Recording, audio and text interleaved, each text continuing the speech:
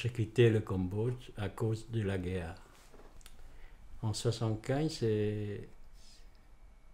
c'est l'arrivée des Khmers rouges.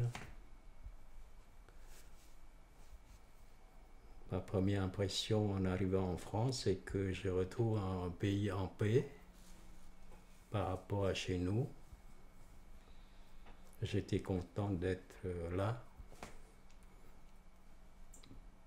Et en même temps, je suis triste d'avoir quitté mon pays. Cette époque-là, j'avais plus rien vis-à-vis de ma famille. Parce que à cette époque, le Cambodge est coupé du monde.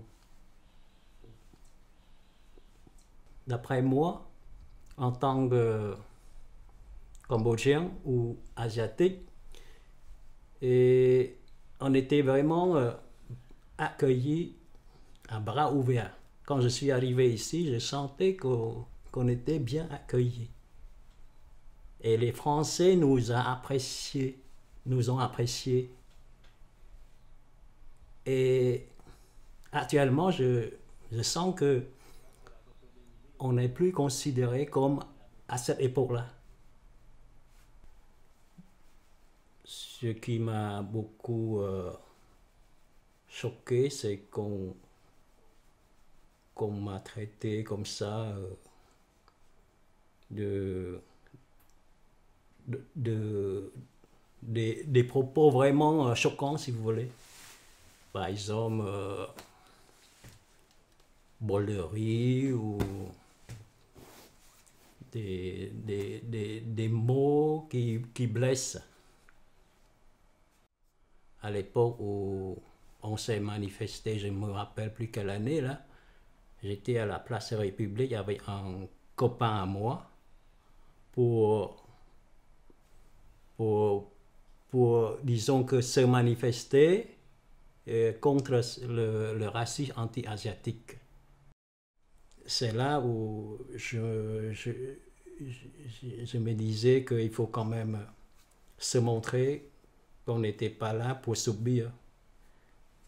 On doit se manifester pour montrer aux Français qu'on est là comme tout le monde. Comme documentaire. Mm. Parce qu'elle ne comprend pas et parle mais elle ne tient pas trop. Oui, oui. Après, elle redemande à son âge, après elle redemande. Mm. Oui. Les deux, hein, quand on va quelque part, on a des bonnes choses, on a des mauvaises choses. Donc, il faut disons que il faut les accepter, voilà. Il faut vivre avec.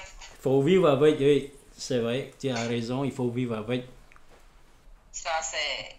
Il faut. Des fois, il faut fermer les yeux. Et si c'est trop, il faut réagir. Mais pas violent. Alors, bah, du coup, oui, on vit tous les deux dans la maison. Il y a juste mon père et moi. Parce qu'il y a 2 ans, ma grand-mère s'est cassée. Elle a eu un accident en Thaïlande. Et ma mère s'est désignée pour prendre soin de ma grand-mère au pays. Ouais. J'ai de la chance d'avoir eu ma mère à mes côtés avant, pendant les années de ma vie où j'avais vraiment besoin d'elle. Et là, comme il y a pas mal de choses au niveau académique aussi qui se profilent, j'ai beaucoup de projets personnels et ça m'occupe. Et donc je ressens moins le manque maternel. Que j'aime bien le dessin d'humains, de personnages. Et quand j'étais en Corée, par exemple, j'avais fait un recueil, j'avais eu l'idée d'adapter le mythe de Narcisse un peu revisité. Et je trouvais que c'était intéressant de rendre tous les personnages asiatiques. Du coup, le héros, il devient un homme asiatique, un éphèbe asiatique. Et je trouvais que ça résonnait un peu dans l'actualité, parce que maintenant, on parle beaucoup de représentation. Et voilà, il se retrouve être un objet de désir pour une nymphe qui est obsédée par cet homme. Mais ouais. Puis au final, comme dans la tragédie grecque, il se voit dans l'eau et tombe amoureux de lui-même et il se transforme en Narcisse.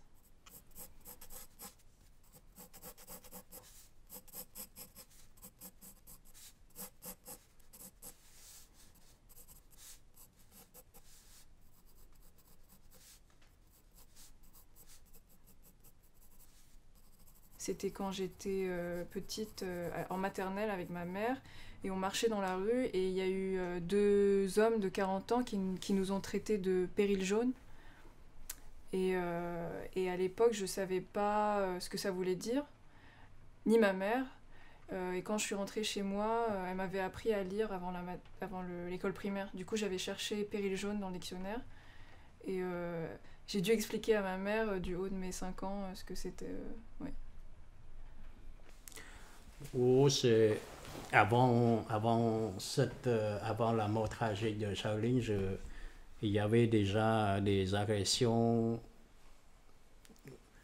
vis-à-vis des Asiatiques à plusieurs reprises.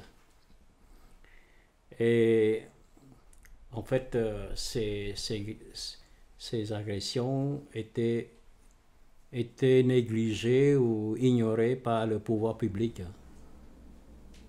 Parce que nous, on ne faisait pas trop de bruit.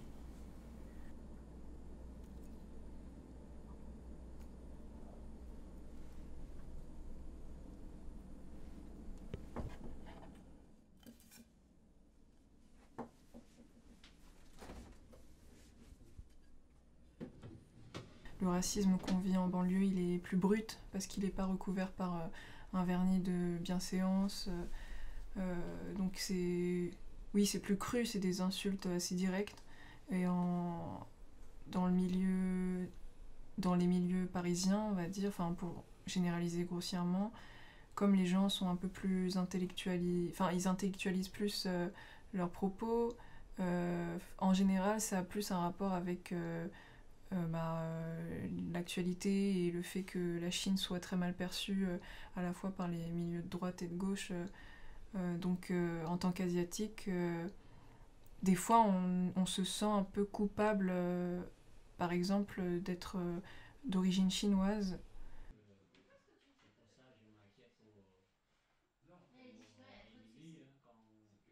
Je pense que ce serait intéressant que je m'intéresse de manière plus profonde à des choses qui touchent à mon héritage culturel qui est à la fois chinois et cambodgien, dans le sens où je connais très peu de choses sur l'histoire chinoise par exemple ou l'histoire cambodgienne, mis à part par la transmission orale de ma mère.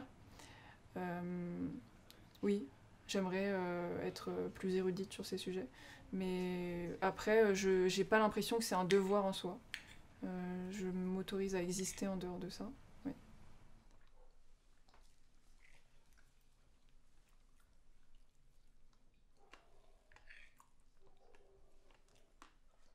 Il y a même le myrtille. Myrtille, Il y a myrtille, framboise, fraise. il y a des fraises aussi.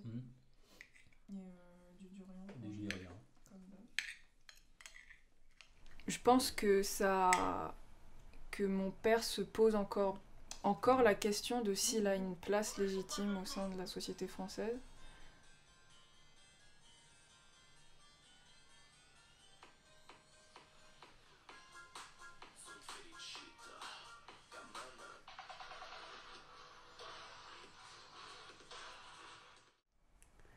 Je pense que je peux pas être à sa place, mais je pense que la jeunesse pense pas trop à ces problèmes de racisme. J'espère qu'elle va s'en apercevoir elle-même.